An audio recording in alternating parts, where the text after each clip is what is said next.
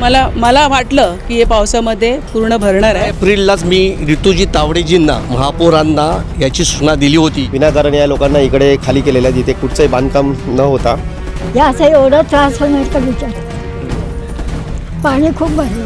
मला त्या दिवशी नगरसेवकनी साफ करून दिला होता. काय अर्थ झाला त्याच्यावरतीच हे सगळं कचरा पडलाय ना. तेवढंच पाणी भरलं होतं आणि पूर्ण आमची जी लादी होती ना पूर्ण आतमध्ये गेली आणि सगळ्यांना धमक्या देतात की पाणी तुमच्या कौलावरनं जाणार. जर मोठा पाऊस प्रमाणात लागला तर ते 26 जुलैसारखे परिस्थिती निर्माण होऊ शकते. पाणी भरलं मग थोडी बिल्डर येणार का डेव्हलपर येणार, कोणच येणार नाही. कारण इथे पाणी भरलं तर आम्ही काय करणार. हे घरातून पाणी भरलं. तिकडे विकासक जे पण विकासक असेल ही त्याची जिम्मेदारी असते की इथून हा सगळा रेबीट उचलून बाहेर टाका. आम्हाला याच्यासाठी आंदोलन करावं लागेल किंवा उपोषणालाही बसावं लागेल किंवा हे काम थांबवावं लागेल, कामाला स्टे आणावं लागेल. मला लोकांनी माझ्यावर भरोसा ठेवून निवडून दिलाय, त्याकरता मी ह्यांच्याबरोबर राही नाही. सध्या आपण जोगेश्वरीतील अंबिका परिसर या ठिकाणी आपण सध्या उपस्थित आहोत. या ठिकाणी SRAचे काही कामं चाललेली आहेत, पण SRAच्या कामामध्ये आपण या ठिकाणी पाहू शकता बऱ्याच ठिकाणी या डेब्रिज या ठिकाणी टाकण्यात आलेलं आहे आणि ते स्वच्छता नाही आहे आणि 2 दिवसांवर पाऊस येणार असं माध्यमांकडून आपल्याला समजतं आहे, पण अद्याप ह्या ठिकाणी कुठल्याही प्रकारची स्वच्छता नाही आहे. त्यामुळे आणि अनेक विषय या ठिकाणी आहेत. स्थानिकांकडून आपण त्यांना कशा प्रकारच्या अडचणी येतात ते समजून घेणार आहोत.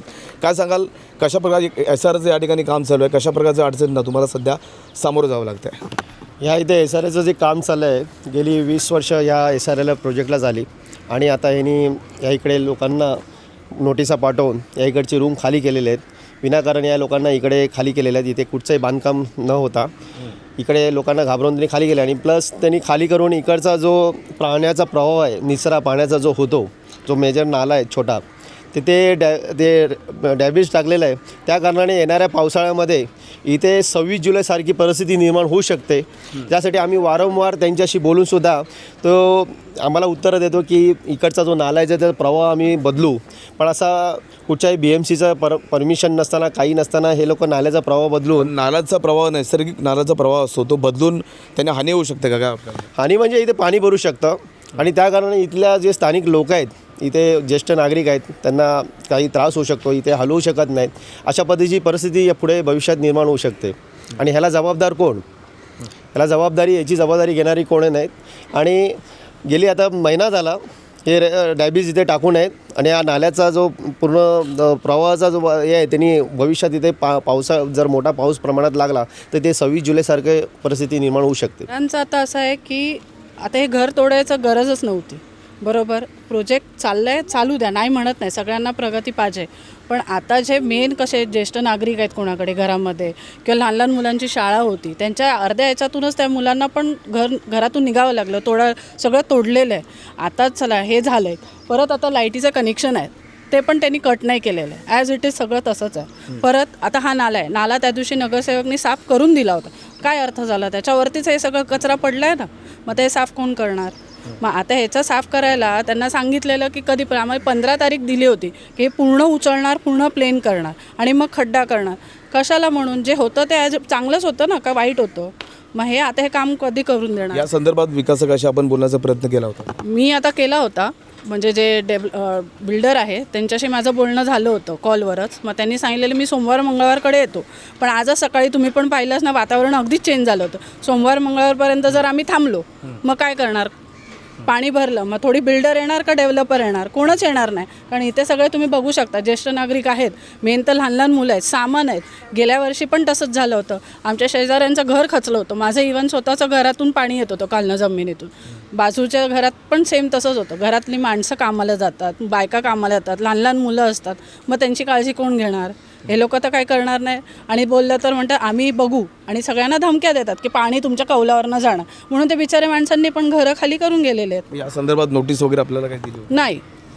नोटीस म्हणजे काय, ती मार्चमध्ये काय जी आली आहे ती पण आमच्या म्हणजे ज्यांना दिलेली आहे त्याच्यामध्ये तुम्ही बघू शकता. ती पण SRAची नाही आहे, ती पार्थ कन्स्ट्रक्शनची नोटीस आहे. प्रोजेक्टमध्ये गेली संत गतीने काम चालू आहे. याच्यानंतरचे प्रोजेक्ट इथे SRAचे प्रोजेक्ट झाले, चांगल्या प्रकारे लोक घरामध्ये राहायला गेले, पण आम्ही ह्या गाडीमध्ये अजूनपर्यंत मरतोच आहे. आपण संत गतीने हा शब्द म्हटलात, कशावरून म्हणजे कधीपासून हा प्रोजेक्ट सुरू झाला होता, अद्याप संपला? 2005 पासून ही शिवप्रेरणा संस्था मर्यादित सुरू झाली आणि हे कंस्ट्रक्शनचं काम 2014 पासून 2014 नाही 2000 24पासून 24च्या दरम्यान भूमिपूजन झालं आणि त्यापासून काम सुरू झालेलं आहे.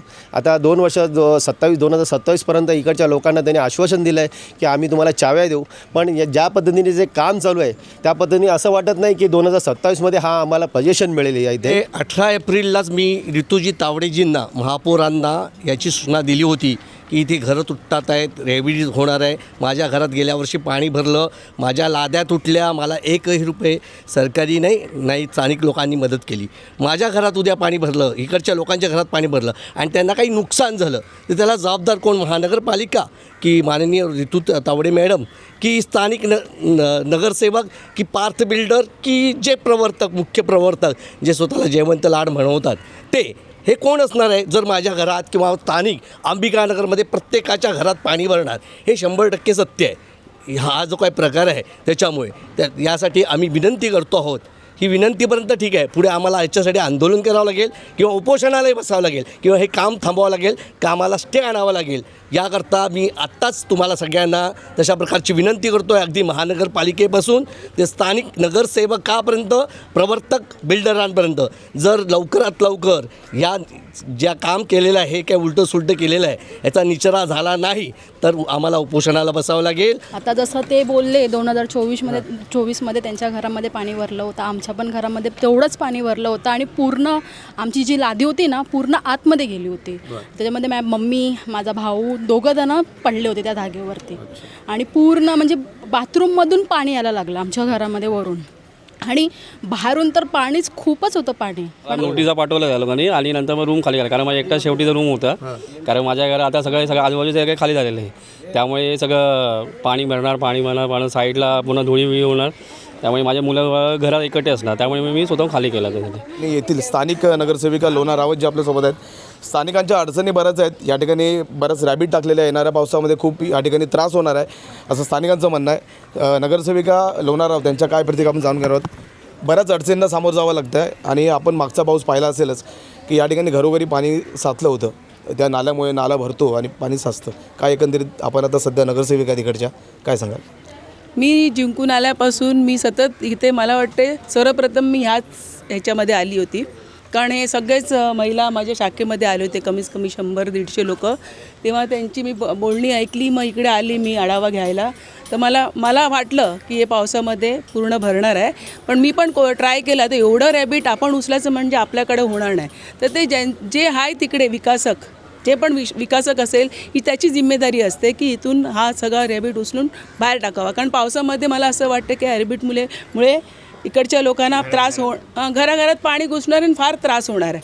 तर माझं एक विनंती आहे विकासकला की हे लवकरात लवकर, पाऊस आता थोडा वेळ आपल्याला टाईम दिला आहे, पाण्याचा त्रास तर होतोच आहे, पण आता अगर 2-3 दिवस आपल्याकडे आहे तो पण विकासकनी मला असं वाटते लगेच येऊन इकडचं रॅबिट वगैरे उचलून त्यांना म्हणजे रिलीज केलं पाहिजे ह्या पावसाच्या त्रासामध्ये. कारण कसं आहे, स्थानिक अप्रोच करण्याचा प्रयत्न करत आहेत पण विकासाकडून तसं काही समाधानकारक उत्तर येत नाही आहे. पण एक स्थानिक लोकप्रतिनिधी म्हणून आपलं कर्तव्य आपण कशाप्रकारे फॉलोअप कराल? लोकांना त्रास होतो मी म्हणून इंटरफेअर करते, तर लोकांना वेगळंच वाटेल की विकासकच्याबद्दल बोलत का नाही, अगेन्स्ट मी जात नाही. पण माझं तसं इंटेन्शन नाही.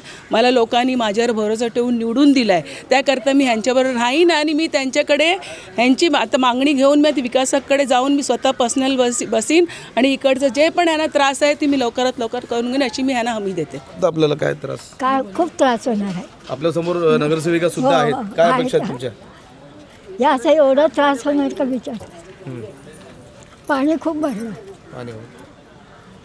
पाणी भरलं तर आम्ही काय करणार? हे घरातून पाणी भरतात, आपण काय करणार? हे नाल्यामध्ये जातात त्या साईडला घेणार. आता तर नाल्या जातात तर आम्ही करणार काय? आमच्या सारख्यानं काय करायचं? बरोबर. आम्ही पण जाऊन आलो ऑफिसमध्ये. मला 15 तारीखला साफ करून देतो बोलले, जयवंत लाडशीच बोललेलो. त्यांनी 15 तारीखला हे आम्ही पूर्ण क्लिअर करून देऊन बोलले, पण अजून तरी काय आले नाही ते इकडे. आमच्या घरी सिनियर सिटीजन आहे, मी त्यांना सांगितलं पण आमच्या घरी सिनियर सिटीजन आहे, कुठे नाचवायचं? तो बोलतो मी साफ करून देणार म्हणून त्या दिवशी सांगितलं 15 तारीखला. त्याच्यानंतर ते आलेच नाही. तर पाऊस काही दिवसांवर येऊन ठेपलेला आहे आणि या ठिकाणी परिसरामध्ये बऱ्याच अडचणींना लोकांना सामोरं जावं लागतं आहे. जर मुळात डेब्रीजचा प्रश्न म्हटला, स्वच्छतेचा प्रश्न म्हटला तर लोना रावत ज्या नगरसेविका सध्या, तर त्यांनी आपल्याला सांगितलेलं आहे की निश्चितच या येणाऱ्या दिवसामध्ये इकडचं जेवढं पण आहे स्वच्छता केली जाईल आणि स्थानिकांसोबत ते आहेत असंही त्यांनी म्हटलं आहे. व्हिडिओ जर्नलिस्ट इम्रानसोबत मी संदीप कसालकर, भारत 24 ताससाठी मुंबई.